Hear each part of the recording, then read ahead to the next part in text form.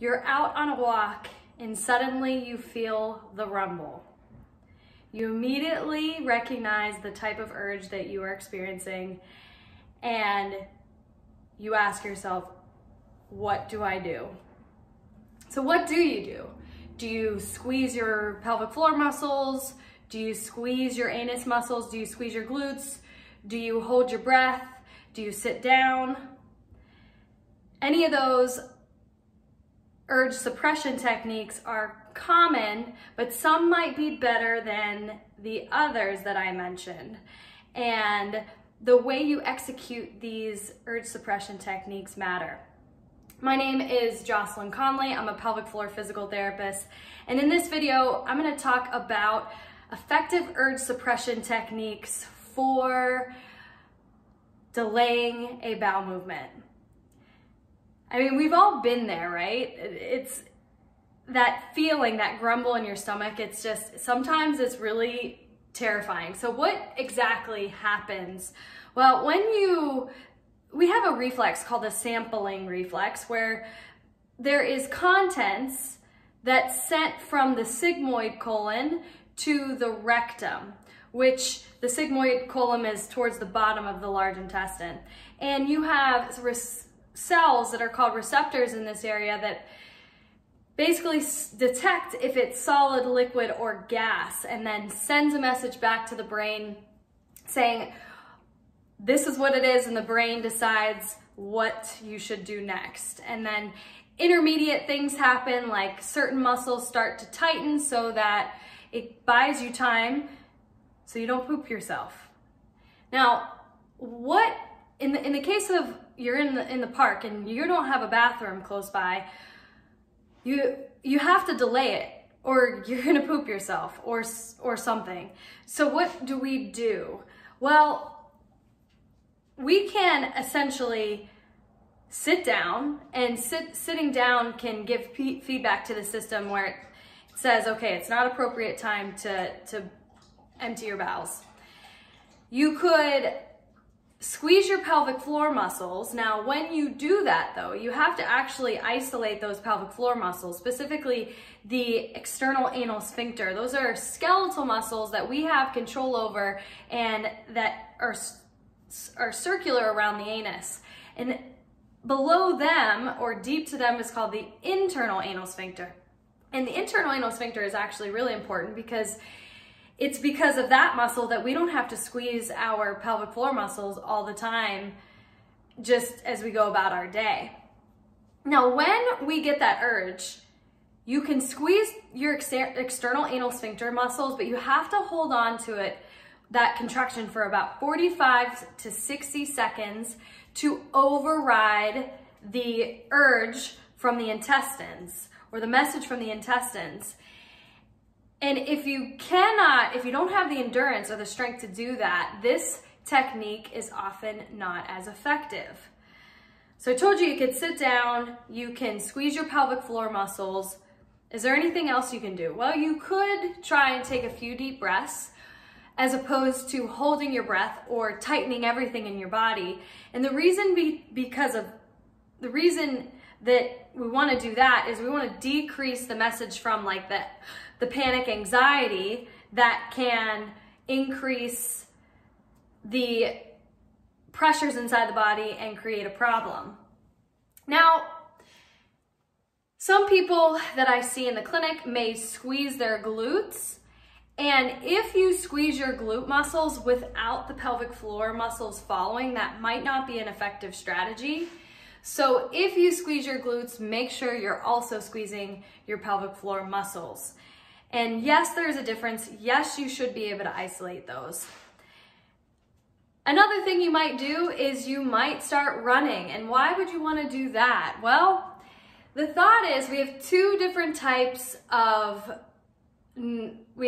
parts of our autonomic nervous system. Our autonomic nervous system is the part of the nervous system that we don't have control over. The parasympathetic is the rest and digest, and that stands for pee or poop.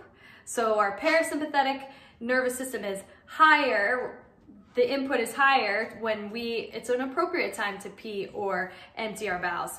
And then the sympathetic nervous system, the fight or flight nervous system, is more active during the storage phase. So it's not appropriate time to urinate or defecate. So if you start running, potentially you are increasing your sympathetic nervous system drive, and therefore it tells your brain, no, this isn't an appropriate time to poop. We've got to store until we stop running. That can work if there isn't any impairment to our 3 stop gates. We have 3 stop gates in control, or that helps us from losing stool or pooping our pants. And that is a muscle called the puborectalis, which is part of the pelvic floor muscles as a unit, or the levator ani. We have the internal and external anal sphincter.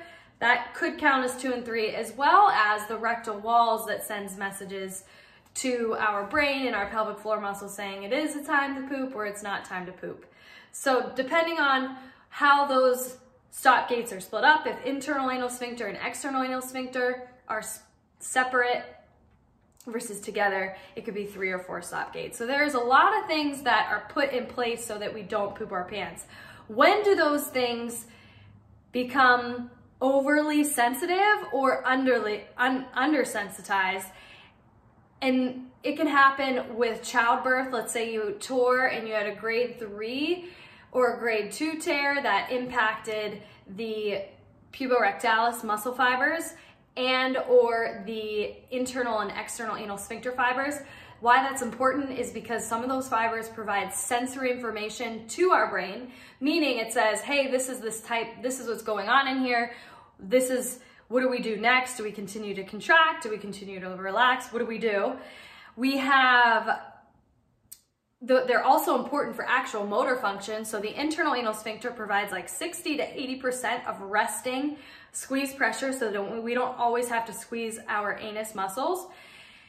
And that is beyond our control. And then we have the external anal sphincter that provides the rest, but it is also striated muscle that we have control over. It's part of our somatic nervous system, which is something that we have control over. And that having endurance and just power in that muscle enables us to delay urges when they're not appropriate. But if they are weak, it can become either overly sensitized or undersensitized depending on what the nature of what's going on.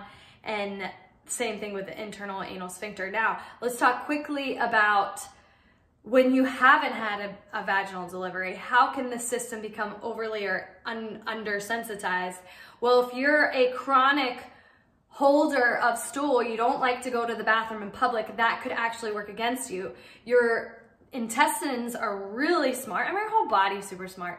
And it actually becomes more able to hold and store stool, so the walls, the rectal walls, can become their threshold to say, hey, it's time to poop, can actually be increased.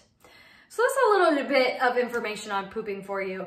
Now, if you are out in public and you are one that tends to get those urges, practice before that happens. Let's see if you can squeeze your anus muscles and hold for 45 seconds without holding your breath, without cheating with anything else. Now, again, remember I said if you squeeze your anus muscles, you are okay to squeeze your glute muscles, but that could potentially work against you if the external anal sphincter isn't strong enough and the squeeze of your glutes actually kick on your abdominals too much and it increases the pressure above.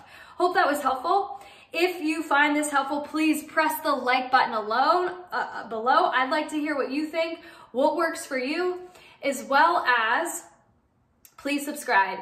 And if you know this video could help any of your friends or family, please share. Thank you guys. I'll see you on the next video.